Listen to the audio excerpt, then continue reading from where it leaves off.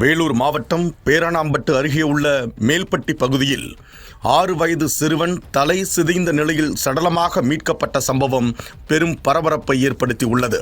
Pernambut DD motor பகுதியைச் சேர்ந்த ராஜேஷ் ஆஷா தம்பதியின் 6 வயது மகன் முகிலன் கடந்த 5 ஆண்டுகளாக பாட்டி விஜயா வீட்டில் வசித்து வந்துள்ளார்.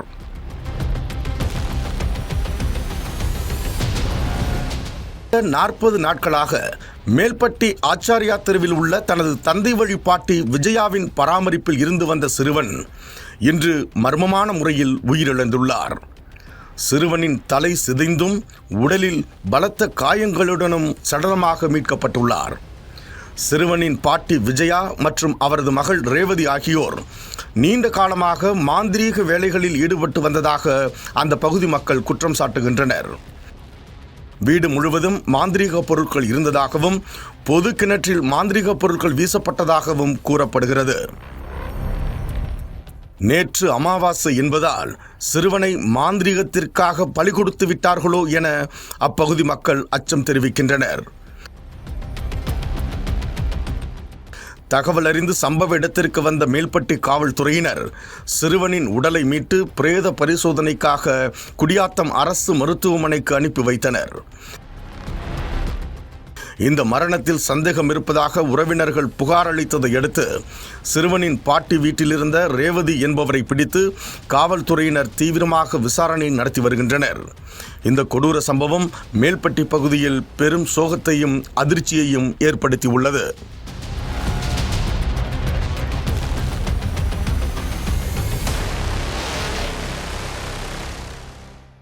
என் பேர் ரஞ்சித்து, முகிலனுக்கு சித்தப்பா. முகிலன் டெத்தில் எனக்கு ஒரு சந்தேகம் இருக்குது. அதனால தான் நாங்கள் கேஸ் கொடுக்க வந்தோம். அவங்க மாந்திரிகம் அந்த மாதிரியெல்லாம் அவங்க வீட்டில் பண்ணிகிட்ருக்காங்க. ஒரு வேளை நரக பலி கொடுத்துருப்பாங்களோ அப்படின்னு சொல்லிட்டு தான் நாங்கள் கேஸே கொடுக்க வந்தோம். அது போஸ்ட்மார்ட்டம் போயிருக்கு. அது போயிட்டு ரிப்போர்ட் வந்தால் தான் போலீஸு ஆக்ஷன் எடுப்புன்னு சொல்லியிருக்காங்க. இல்லை உங்களுக்கு இன்றைக்கி அமாவாசை, அதனால் நரபலி கொடுத்துருப்பாங்களோ அந்த ஒரு சந்தேகம் தான் எங்களுக்கு இருக்குது. மற்றபடி வேறு எந்த ஒரு இதுவும் இல்லை. இருந்தாலையும் அவங்களுக்கு நடவடிக்கை எடுத்தே ஆகணும்னு சொல்லிட்டு நாங்கள் நின்றுட்டுருக்கோம் போலீஸ் ஸ்டேஷன். இல்லை, அங்கே இருக்கிறவங்க பசங்களெல்லாம் விசாரிச்சாக்கா அவங்க என்ன சொல்கிறாங்க, இவங்க எப்போவுமே இந்த மாதிரி தான் பண்ணுறாங்க. இந்த அமாவாசை டைம் இல்லாமல் மற்ற நேரத்துலேயும் பார்த்தீங்கன்னா டெய்லி அந்த எலும்புச்சி பழம் அறுக்கிறது, சுற்றுறது, இந்த மாதிரி இதிலெல்லாம் மாந்திரியத்துலலாம் உடன்பாடு அதிகம். அது அமாவாசைனாக்கா இன்னும் அதிகமாக பண்ணுறாங்க. அந்த மாதிரி இன்னைக்கு அமாவாசைன்ற வாசி தான் அந்த நரபலி கொடுத்துருப்பாங்களோன்ற ஒரு சந்தேகமே எழுந்திருக்கு எங்களுக்கு. சரிங்க.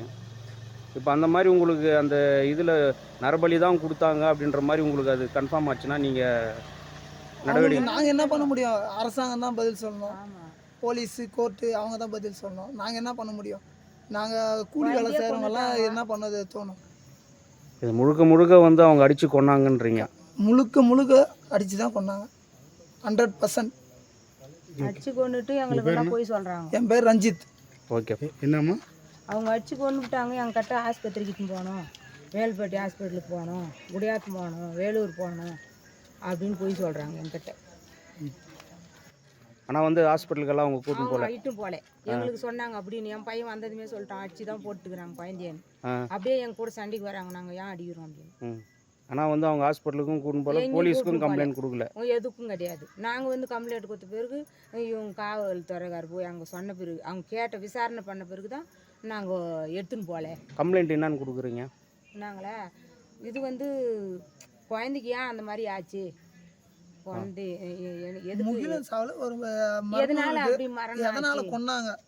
கொன்னாங்களா இல்ல சூசைடா இல்ல சொல்றீங்க? முகில உயிரில் எங்களுக்கு சந்தேகம் இருக்கிற நாங்க அவங்களா கொன்னுட்டாங்களா இல்ல தற்செயலா விழுந்து இறந்தானா இதை தெரியாம தான் நாங்க போலீஸ் ஸ்டேஷன்ல கம்ப்ளைண்ட் கொடுக்க வந்தோம். அது கொடுத்ததுக்கு அப்புறம் தான் தெரியுது இவ்வளோ இதெல்லாம் நடந்திருக்கு அப்படின்னு சொல்லிட்டு அந்த ஒரு சந்தேகத்தினால தான் வந்தோம். ஓகே.